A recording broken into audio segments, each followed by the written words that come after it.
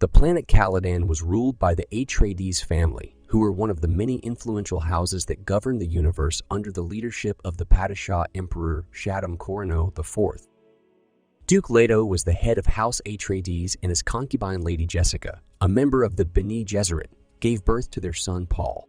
The Bene Gesserit was a secret intergalactic sisterhood that trained its members in physical and mental conditioning to bestow them with near superhuman abilities.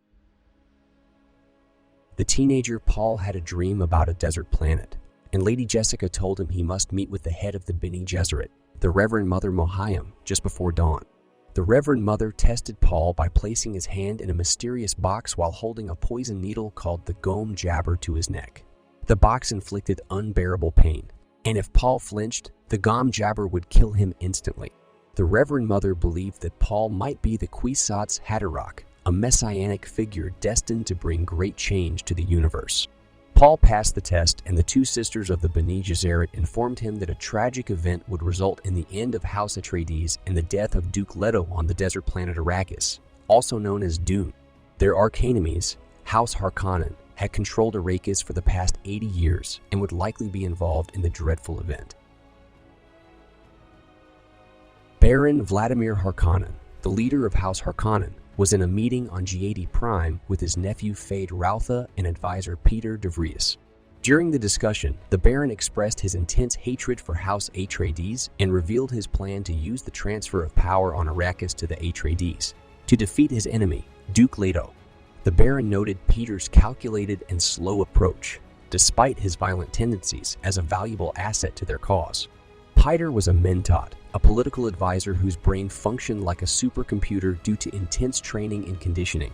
Since such supercomputers were banned after the Butlerian Jihad, he was also addicted to the valuable substance known as mélange, or the spice, which was only found on Arrakis and was necessary for space travel.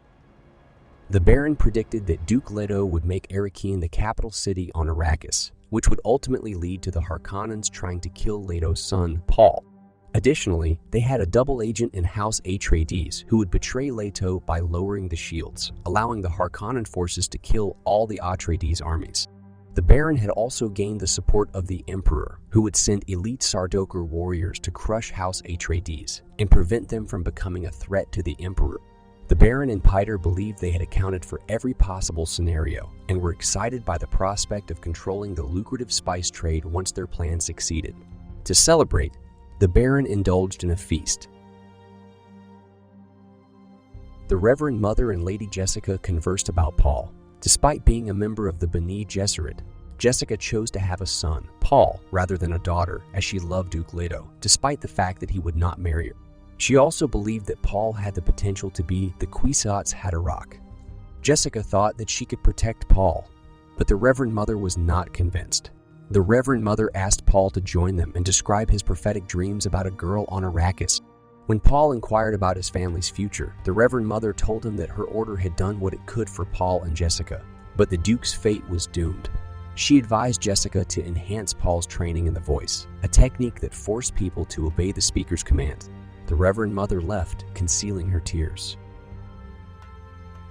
Paul and Thufir Hawat, the Atreides family's Mentat, discussed the family's upcoming journey to Arrakis. Hawat warned Paul of the hostile environment on the desert planet and enlightened him about the Fremen people's history. The Fremen had developed the ability to survive in the arid desert using unique stillsuits that recycled the body's water. The Fremen's eyes turned blue due to their proximity to the spice. Hawat admitted that the Duke knew that their trip to Arrakis was a trap because it was ordered by the Emperor. Nevertheless, the Duke still planned to proceed with the journey. After Hawat departed, Gurney Halleck, the Duke's military officer, entered for Paul's sparring lesson. Although Paul was exhausted, Gurney insisted on sparring as he believed that Paul might have to fight at any moment. They sparred with blades and shields. Privately, Gurney lamented the loss of Paul's childhood and innocence. Paul discussed Arrakis, the Fremen, and the giant sandworms that inhabited the planet and produced valuable spice with Dr. Ye after his sparring session. During their conversation, Ye lamented about his upcoming betrayal of the Atreides family. He gave Paul a book, but when Paul read a passage, Ye remembered his wife's kidnapping and torture by the Harkonnens. Duke Leto visited his son to talk about their departure to Arrakis, explaining how House Atreides could gain political and financial benefits by controlling the planet. When Paul expressed concerns about the Harkonnens, Leto assured him that he knew about the conspiracy and planned to use the Fremen as allies against the betrayal. He warned Paul to be prepared and continue his training as a warrior, Bene Gesserit and Mentate. House Atreides moved to Arrakis with Lady Jessica overseeing the relocation. Leto interrupted her to discuss the new staff, including the head housekeeper, a Fremen woman named Shadow Mapes. Jessica met with Mapes and realized she was carrying a hidden weapon, a Freeman crysknife made from a sandworm tooth. Mapes explained that the weapon was a ceremonial gift for Jessica, whom she believed was part of an ancient Fremen prophecy. Jessica accepted the gift and satisfied the custom by cutting Mapes lightly, knowing that the prophecy was a Bene Gesserit fabrication. She welcomed Mapes into the household.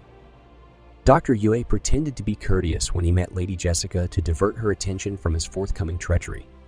They discussed the planet Arrakis and Paul's well-being. Lady Jessica sympathized with Dr. Yue, assuming that the Harkonnens had killed his wife and considered him to be a reliable friend. They also talked about the Duke's decision not to marry Lady Jessica, which she attributed to political reasons, although she was secretly hurt by it. During the night, Paul was awake and noticed a small robot designed to kill him and Shadow Mapes, but he destroyed it before it could cause any harm. Shadow Mapes was grateful and claimed to be in his debt, using the Fremen term water burden. In exchange for saving her life, she told him about a traitor in House Atreides. Lady Jessica discovered a hidden room in their new home and unlocked it using her Bene Gesserit skills. Inside, she found a lush garden, which was a rare and expensive luxury on the desert planet of Arrakis. She discovered a note from Lady Fenring, the Emperor's former representative, which included a secret code that hinted at the Baron's plans. Paul joined her in the garden, and they discussed potential suspects who might betray their house.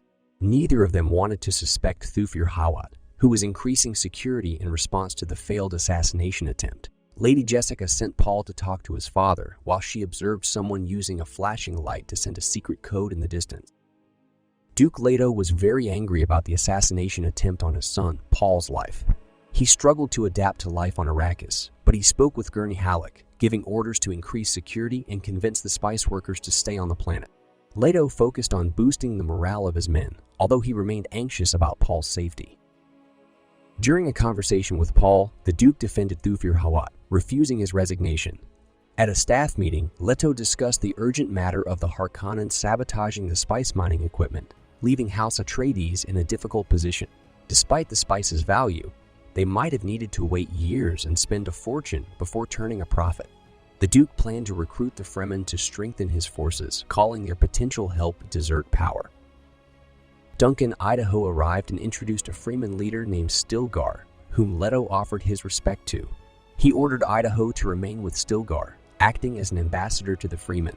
Leto then instructed his men to search for abandoned botanical stations across the planet and sought further information from Dr. Kynes, the ecologist and the Judge of Change, appointed by the Emperor to oversee the transition from Harkonnen to Atreides rule.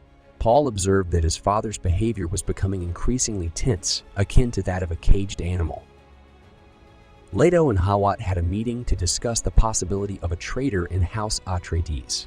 Hawat presented evidence suggesting that Lady Jessica might be the traitor, but he was concerned that it might have been part of an elaborate plot by the Harkonnen. Although Leto agreed with him, they both decided to feign suspicion of Jessica in the hope that the real traitor would reveal themselves. Hawat also mentioned that the Fremen increasingly believed that Paul was the chosen one of their prophecy and that he followed the familiar Messiah pattern. Leto shared his plan to feign suspicion of Jessica with Paul, so he was aware of what was happening, in case he ever needed to reveal the truth to his mother. Paul empathized with his father's exhaustion and understood why he had never married Jessica. Leto believed that their time on Arrakis would refine their morals and ethics, but he was worried that it would cost them their self-respect. Paul and Leto met Dr. Kynes, who noticed how perfectly Paul fit the Fremen prophecy of a Messiah. The scientist was impressed, especially when Paul easily adapted to his own stillsuit. They had a discussion about the ecology of Arrakis, the Harkonnens' malevolence, and the dangers posed by sandworms. They decided to visit a spice mining rig using a flying machine called an ornithopter, and during their journey, They saw how large a sandworm was when one attacked a rig. Leto insisted that they rescue the men on the rig rather than let them die at the hands of the sandworm. They succeeded, and Kynes was impressed with Leto's bravery. Paul saw two freemen fleeing the scene, and Kynes privately decided that Leto was worthy of his respect. This is the end of part 1. If you liked what you heard, please like, comment, and subscribe. If you didn't like what you heard, thank you for watching this long. See you soon on Books Recapped.